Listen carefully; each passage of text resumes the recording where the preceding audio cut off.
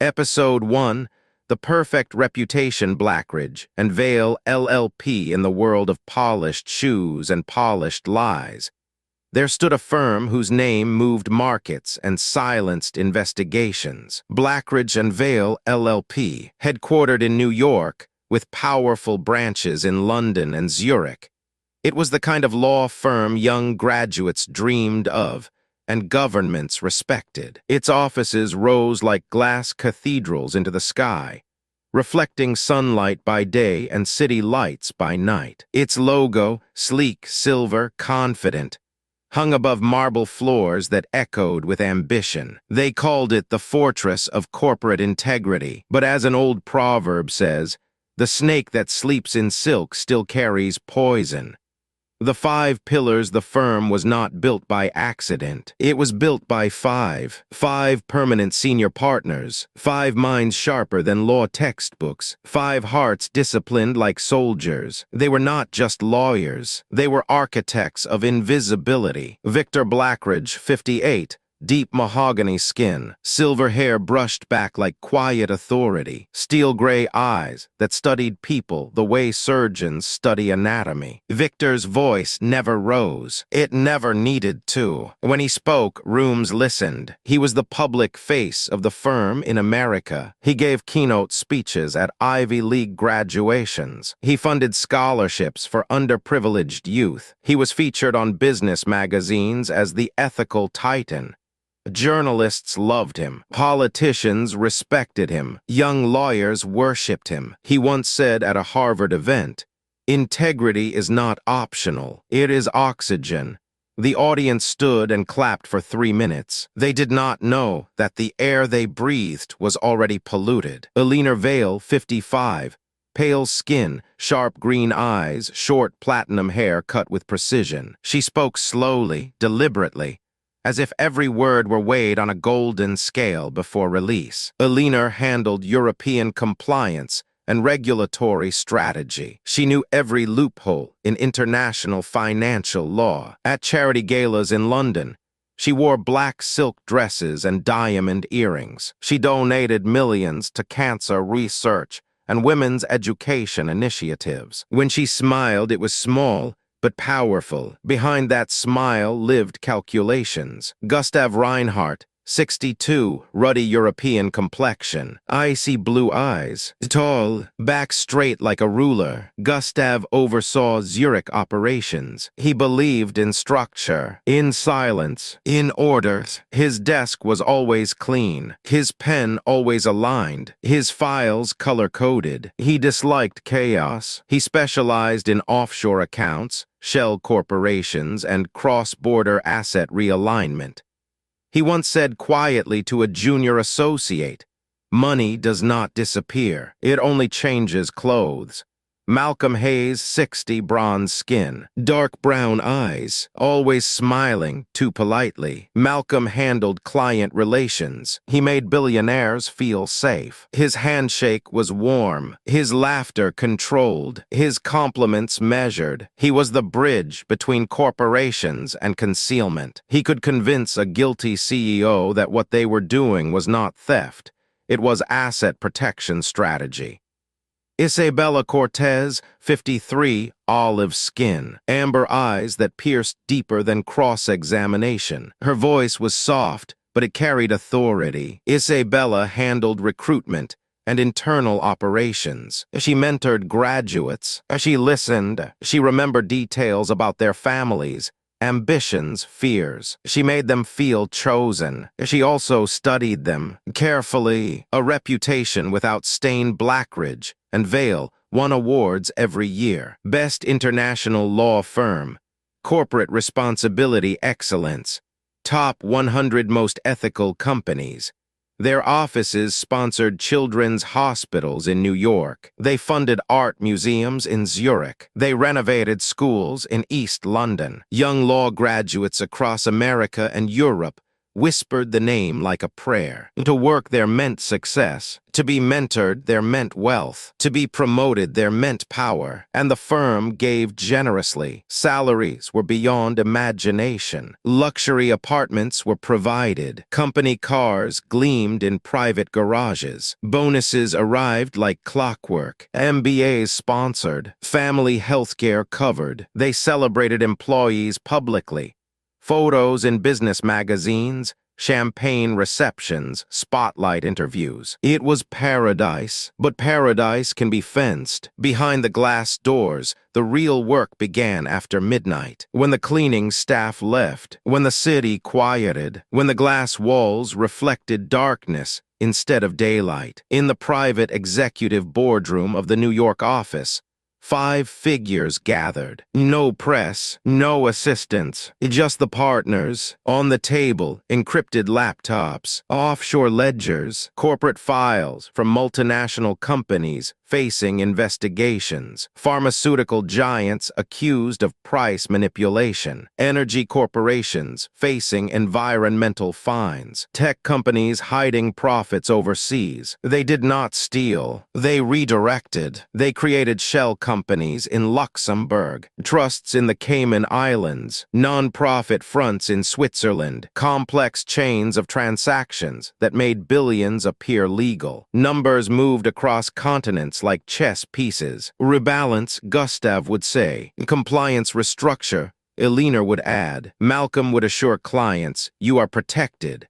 Victor would close the file and say calmly, no trace. And there never was. The first hint of darkness one night.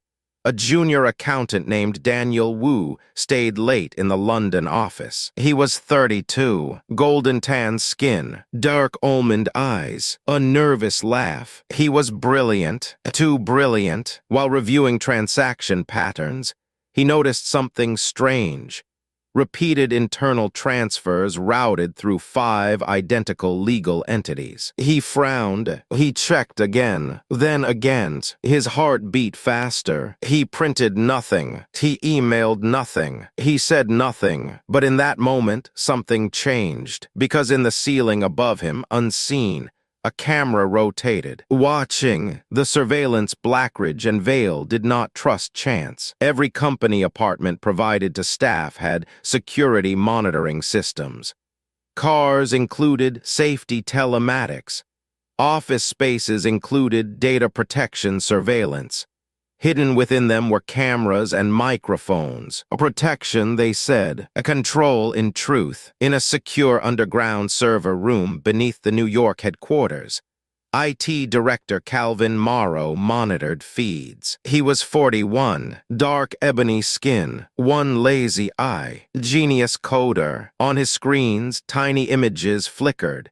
Employees cooking dinner, talking on phones, arguing with spouses. Data was archived, files labeled, loyalty index. If anyone contacted law enforcement, alerts triggered. Because trust in that firm was never given, it was enforced. The mask of goodness weeks later.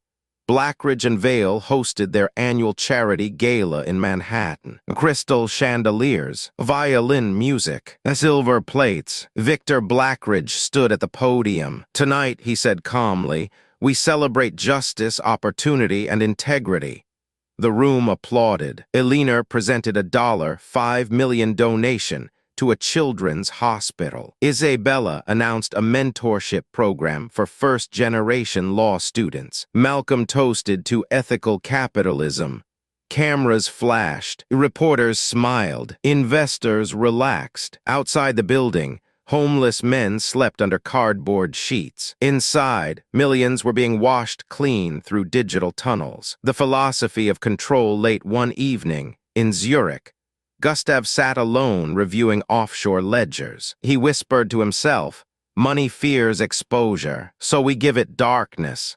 He believed what they were doing was necessary. Corporations created jobs. Governments wasted funds. The system was flawed. They were not criminals, he convinced himself. They were stabilizers. But truth does not bend forever. It waits. The first crack Daniel Wu, The junior accountant could not sleep. He replayed numbers in his mind, transfers disguised as consultancy fees, charity donations that returned as foreign investments, corporate fines that vanished into legal loopholes. He considered reporting it. Then he remembered the luxury apartment, the student loans paid off, his mother's hospital bills covered. He stayed silent. 3 weeks later, Daniel died in a car brake malfunction. The firm mourned publicly. Victor delivered a heartfelt speech. He was a rising star, he said. Daniel's photograph was placed on the wall of excellence. Employees cried. The public sympathized. The cameras in the underground server room recorded everything. The illusion continues. Time passed. Business grew. Governments investigated, but found nothing. FBI agents in America attempted to trace suspicious financial patterns. European regulators questioned unusual transfers. Every inquiry met a wall of flawless paperwork. Blackridge and Vale never panicked. They prepared, they adapted, they erased. They were 5 minds operating like one. A quiet conversation one evening in London. Isabella met Alina privately. Daniel asked too many questions. Isabella said softly. Alina nodded. Curiosity without loyalty is dangerous. Recruitment season is coming, Isabella added. We need stronger screening. Alina's green eyes sharpened. Find brilliance, she said, then find leverage. The seed of suspense across the Atlantic, in a small FBI office in Washington. Special Agent Rachel Monroe stared at a whiteboard covered in red lines connecting corporate logos. Freckled skin, sharp blue eyes, hair tied tightly. For 7 years, she had chased Blackridge and Vale. 7 years, no evidence, no whistleblower, no proof. She tapped Daniel Wu's name on the board. Accident, the report said. She did not believe in coincidence. She whispered to herself. The cleanest hands often wash the most blood. A firm without fear. Blackridge and Vale did not see Rachel Monroe. They did not see the suspicion rising in the world. They believed they were untouchable, because reputation is armor, and theirs was flawless. Yet history has taught one simple truth. Empires fall not because they are weak, but because they believe they are invincible. Closing reflection. Blackridge and Vale LLP stood tall, celebrated, admired, decorated. 5 partners, 3 continents, billions flowing through invisible channels. The world saw charity. They practiced concealment. The world saw mentorship. They engineered obedience. The world saw justice. They manufactured illusion. But as another proverb says, however long the night, the dawn will come. And somewhere in a quiet office in Washington, and somewhere in the heart of a future recruit not yet introduced, and somewhere in data not yet uncovered, the storm was forming. Lessons and teachings. 1. A good reputation is powerful, but it can be used as a mask. 2. Wealth without accountability corrupts even the disciplined. 3. Silence in the presence of wrongdoing is participation. 4. Power grows when people are afraid to question it. 5. The truth may sleep, but it never dies. This is only the beginning. In the next episode, recruitment begins. New graduates will be chosen. Luxury will be offered. The golden cage will close. If this story stirred your mind, awakened your thoughts, and kept you glued till the end, subscribe. Because sometimes the most dangerous criminals do not carry guns. They carry contracts, and the truth is just getting started.